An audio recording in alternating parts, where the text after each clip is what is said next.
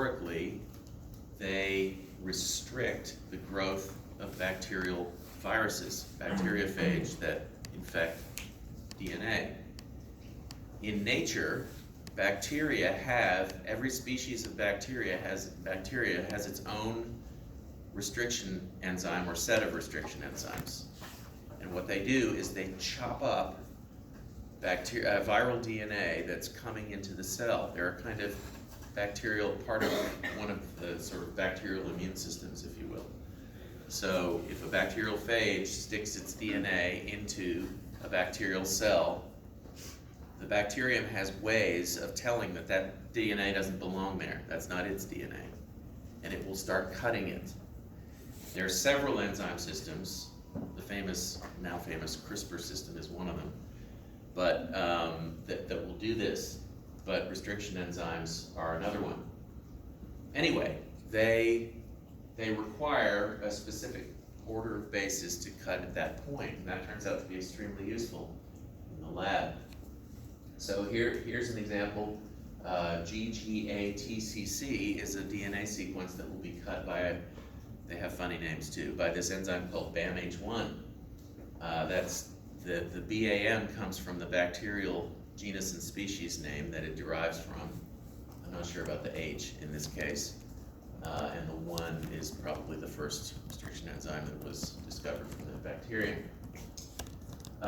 Anyway, one of the important characteristics of these restriction enzymes is that they often do not cut straight across the double helix.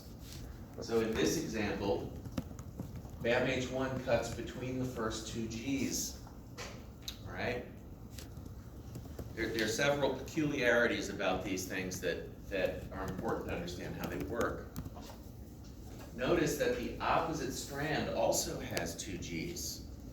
You know, that isn't a requirement. Why is it the same?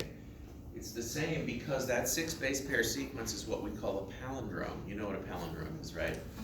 So the word radar is a palindrome because it goes the same way in both directions. You can read it forwards or backwards. This is true of this restriction site, as we call it, as well. GGA-TCC that way, GGA-TCC on the other strand. Anyway, this enzyme does not cut right in the middle between the A and the T. It cuts between the two Gs.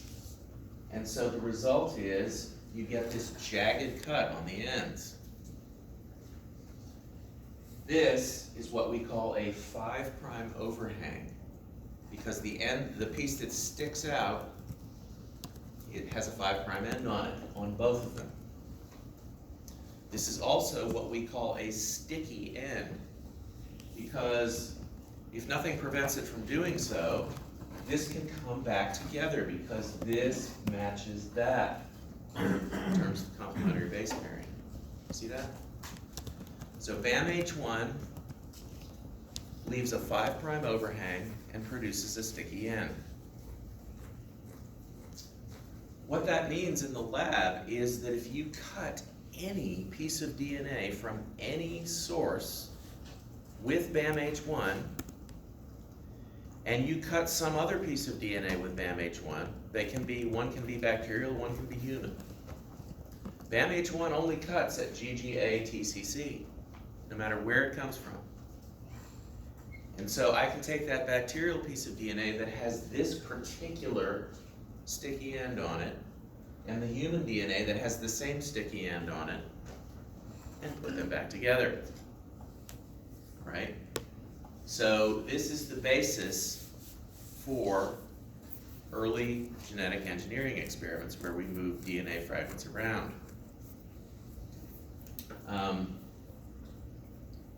Now it turns out that we now know of hundreds of restriction enzymes, and you can buy them, and they're